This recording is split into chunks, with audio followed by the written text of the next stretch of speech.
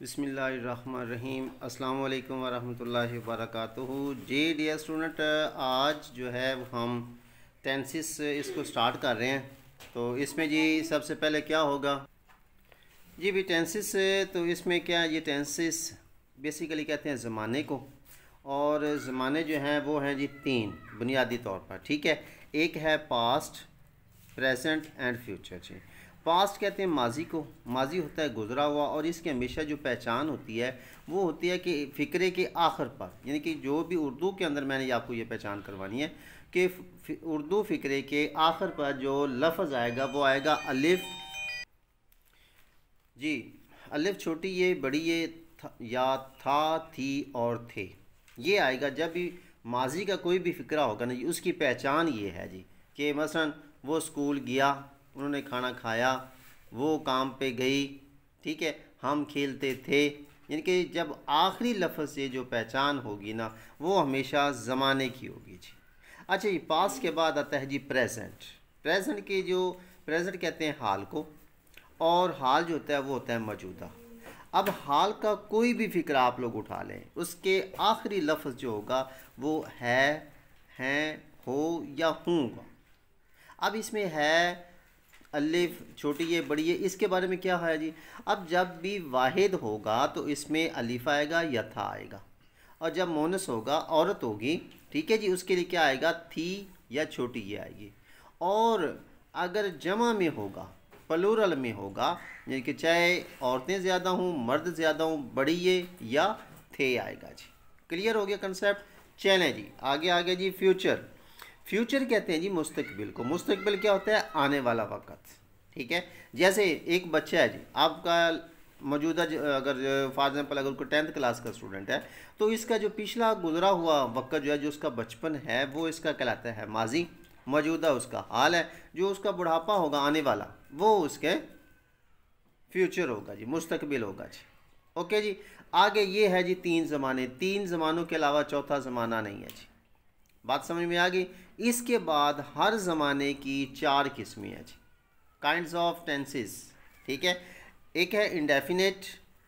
Indefinite क्या होता है, ये बिल्कुल सादा। इसके अंदर क्या चीज़ें होती हैं, इसके अंदर जी गैर वाज़े, यानी कि इसमें कन्फर्म नहीं होता, गैर वाज़े हालत बताई जाती है। इसमें सादा फ़िक्रात होते हैं या किसी की एक आदत इसमें ज़ाहिर की जाती है जी, मामूल की।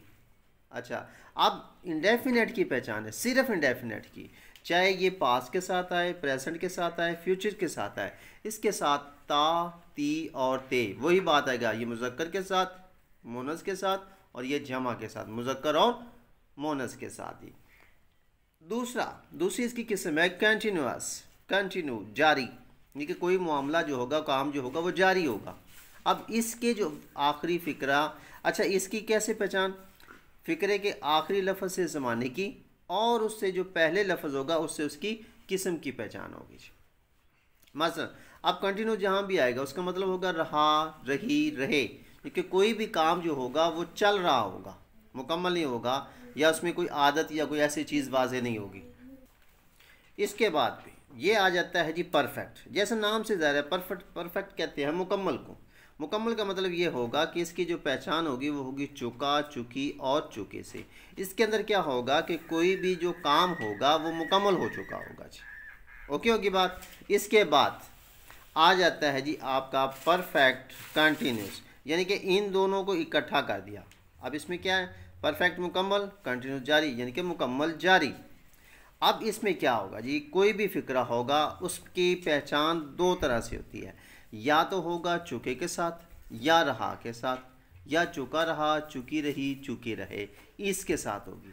लेकिन इसकी जो ये जो किस्म है ना, चाहे ये पास्ट में होगा, प्रेजेंट में होगा या फ्यूचर में होगा, इसकी ख़ास पहचान ये है कि इसमें वक़्त का इजाफा होता है जी।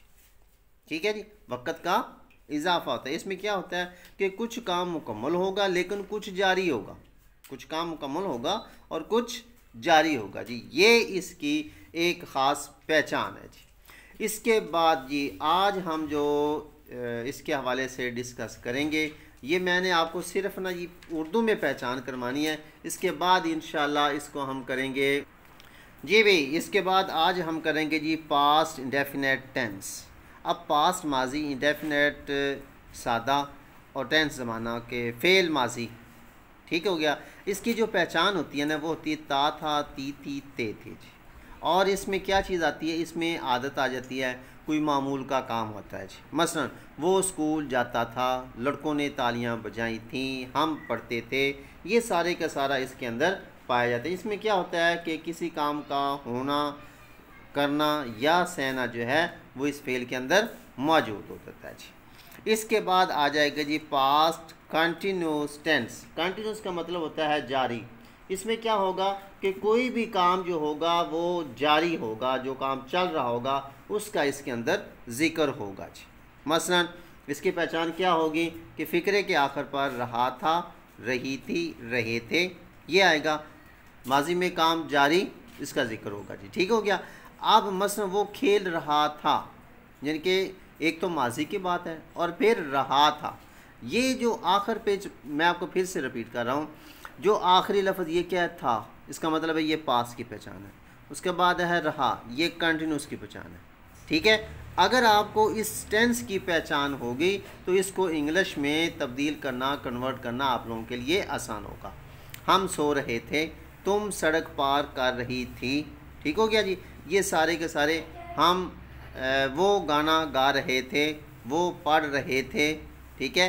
हम सो रहे थे, वो खिलौने के साथ खेल रही थी, मतलब कोई काम जारी होगा इसके अंदर। क्लियर होगी बात। इसके बाद आ गया जी past perfect tense. Past perfect tense इसका मतलब क्या होगा कि पास्ट है, परफेक्ट मुकम्मल और टेंस ज़माना। इसमें क्या होगा जी कि इसमें सादा फ़िक्रात भी आ जाते हैं और मुरक्कब फ़िक्रात भी आ जाते हैं। मुकम्मल एक काम जो होगा वो हो चुका होगा जी, ठीक है। और इसके अलावा चुका था, चुकी थी, चुके थे, ये इसके अंदर आएगा जी। इसके बाद आ जाता है मसलन वो खाना खा चुका। ये जो फ़िक्रात लिखे हुए ना भाई, ये हैं इसके जी, ठीक है। ये पास्ट परफेक्ट कंटिन्यूस के ये फ़िक्रात हैं जी। मसलन वो खाना खा चुका था, वो हॉकी खेल चुके थे, मैच ख़त्म हो चुका था, वो सो चुका था, उन्होंने अपना काम मुकम्मल कर लिया था, ठीक है जी। तो ये सारे के सारे जो फ़िक्रात होंगे वो पास्ट परफेक्ट टेंस के होंगे। इसके बाद आगे जी पास्ट परफेक्ट कंटिन्यूस टेंस। इसमें क्या होगा कि इसमें ये चीज़ होगी कि चुका रहा था, चुकी रही थी, चुके रहे थे। इसमें क्या चीज़ ख़ास तौर पर आएगी कि कुछ देर काम जारी रहकर ख़त्म होगा, पास्ट परफेक्ट कंटिन्यूस। और फिर मैंने आपको इसके लिए ये भी बताया था कि इसके अंदर ख़ास तौर पर वक़्त का इजाफ़ा होगा जी, वक़्त का इजाफ़ा होगा, यानी कि इसमें काम जो होगा वक़्त इसमें डाल देंगे तो ये आप लोगों का पास्ट परफेक्ट जो है वो पास्ट परफेक्ट कंटिन्यूस बन जाएगा। मसलन अब इसमें हम क्या कहेंगे जी, अब इसमें जी कैसे पता चलेगा कि जी वो 2 साल से यहाँ रह रहे थे, ठीक है, वो 1985 से यहाँ पर काम कर रहा था। समझ लग गया आपको। तो जी डियर स्टूडेंट, इसके अलावा जी हाँ मैं आपको कुछ इसकी फिर से रिपीट एक बार कर देता हूँ ताकि आपको अच्छी तरह से समझ आ जाएगी। सबसे पहली बात जी ज़माने 3, पास्ट प्रेजेंट फ्यूचर, 4 किस्में, इंडेफिनेट, कंटिन्यूस, परफेक्ट और परफेक्ट कंटिन्यूस। और इसको जी जब इन ये जो पास्ट होगा, past indefinite, past continuous, past perfect और पास्ट परफेक्ट कंटिन्यूस, ये 4 इसके ये बन जाएंगी। 4 इसके ये प्रेजेंट के साथ, present indefinite, present continuous, present perfect और present perfect continuous, future indefinite, future continuous, future perfect और फ्यूचर परफेक्ट कंटिन्यूस जी। ये इसके जी 12 टेंसेस होंगे जी। क्लियर होगी बात। तो इंशाल्लाह अगली वीडियो के अंदर जो है वो हम इसके कुछ फ़िक्रात आप लोगों को करके देंगे, आपको ब्रीफ कर देंगे। ये तो मैंने आपको बता दिया है कि जी कैसे जो है आप, मैं आपको कुछ प्रैक्टिस हम करते हैं जी। मसलन यहाँ पर है जी मशक के लिए जी, मशक में मैं कुछ फ़िक्रात लिख देता हूँ तो हमने उसकी पहचान करनी होगी जी। जैसे है बच्चे सो रहे थे,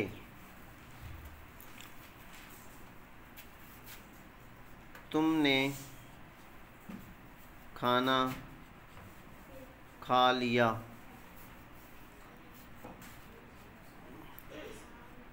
वो अपना काम मुकम्मल कर चुका था।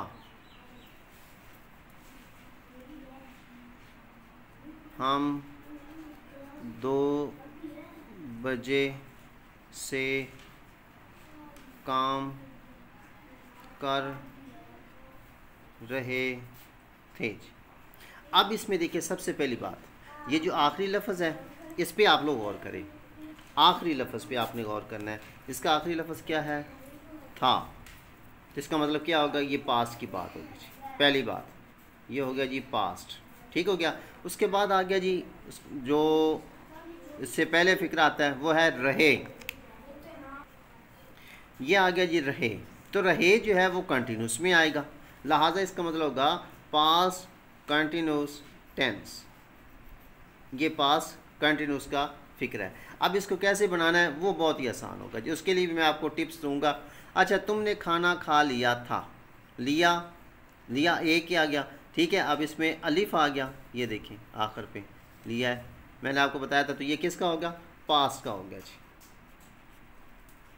लेकिन अब इसमें क्या होगा? ये सादा है, आदत है, मामूल की बात है। अब ये कौन सा होगा? Past indefinite tense. ओके हो गया जी। वो अपना काम मुकम्मल कर चुका था, आखिर पे आ गया था, और था से पहले जो लफ्ज़ है वो है चुका। था इसका मतलब क्या हो गया? ये हो गया जी पास्ट, पास्ट का। उसके बाद चुका, चुका जो है वो हमेशा परफेक्ट में आता है। तो past, P for perfect, C for continuous, I for indefinite, P for perfect, past perfect tense. असल में भाई आप स्टूडेंट्स का यही प्रॉब्लम होता है कि उनको उर्दू फ़िक्रे की समझ नहीं आती कि वो कौन से ज़माने का है। तो उसको उन्होंने रटा होता है ना कि जी पास्ट इंडेफिनिट, पास्ट को कैसे करना होता है, पास्ट कंटिन्यूस को कैसे करना है, पास्ट परफेक्ट को फ़िक्रे इंग्लिश में कैसे तब्दील करना होता है। प्रॉब्लम सिर्फ ये आता है कि उनको ये समझ नहीं आती कि उर्दू का जो फ़िक्रा होगा उसको समझ नहीं आती ये कौन सा है जी।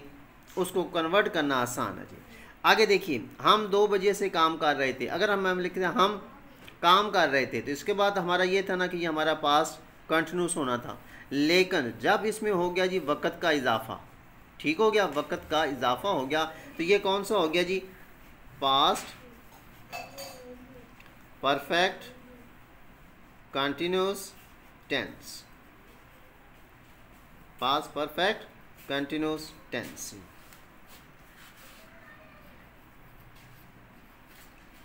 जी भाई, आप समझ आ गया आपको? जी भाई, इसी तरीके से आप भी सिर्फ ऐसा करें कि आप फ़िक्रात कोई बुक ले लें, कोई भी आप लोग उर्दू की किताब पकड़ के आप उसका कोई पैराग्राफ ले लें, कोई आप ऐसे ले लें, कुछ भी आप लोग अपनी किताब को निकाल के आप उसको पढ़ना शुरू कर दें। तो उसका एक एक फ़िक्रे को आप लोग चेक करें, तो उसमें आप लोग जो है साथ इसको सामने रख लें। इस वीडियो को 1 से 2 बार आप लोग देखें, ठीक है। तो इंशाल्लाह गारंटेड बात है आपका ये प्रॉब्लम जो है वो सॉल्व हो जाएगा जी। तो इंशाल्लाह फिर मिलते हैं अगली वीडियो में। तब तक के लिए अपना ख्याल रखिए। अल्लाह हाफिज़।